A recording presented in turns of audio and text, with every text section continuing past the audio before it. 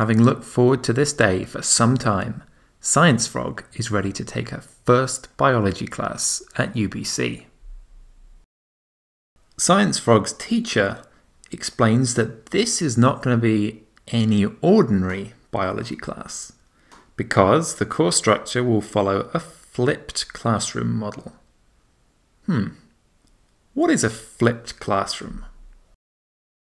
Well, if this was just another biology class being taught through the traditional classroom model, you might expect to see a scene like this, with all the frogs sitting quietly with the teacher or the lecturer up at the front. In classes following the traditional classroom model, the teacher would be expected to use up most of the class time by explaining different concepts, and by highlighting examples that help contextualize those different concepts. As this is taking place, the frogs will be listening carefully and taking notes as they learn the new material. However, there is a potential problem with the traditional classroom model, and that's simply that it's difficult to pay attention and not lose concentration for a great length of time.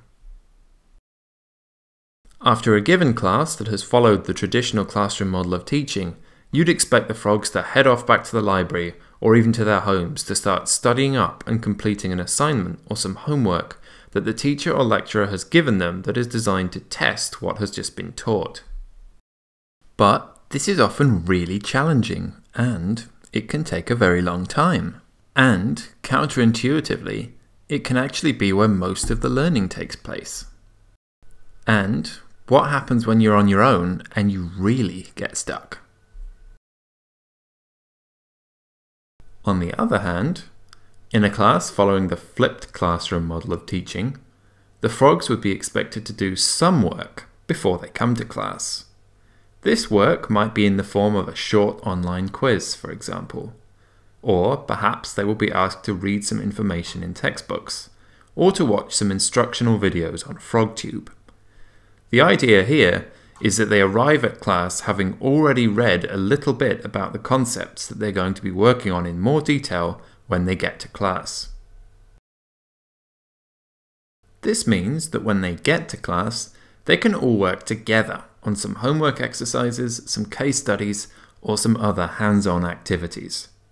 The class time is therefore spent in a more interactive way, instead of the frogs simply sitting at their desks listening to their teacher or lecturer talking for a very long time. And because they are all working together, Science Frog and her friends are able to solve some really challenging problems because, in part, they learn from one another. And, importantly, everybody engages with the material. Well, almost everybody. And, importantly, if and when Science Frog and her group gets really stuck, the teacher is actually there to help. She can come and provide guidance on anything they're stuck with and then leave them to it to get back into learning more.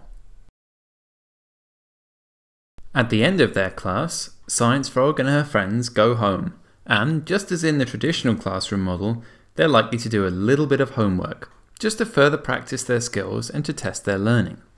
This might be in the form of a short assignment or an online quiz, for example. Hopefully, like Science Frog and her friends, the style of learning associated with the flipped classroom model will mean that you arrive at your finals feeling ready to apply all of the conceptual knowledge you've learned throughout a really interesting course.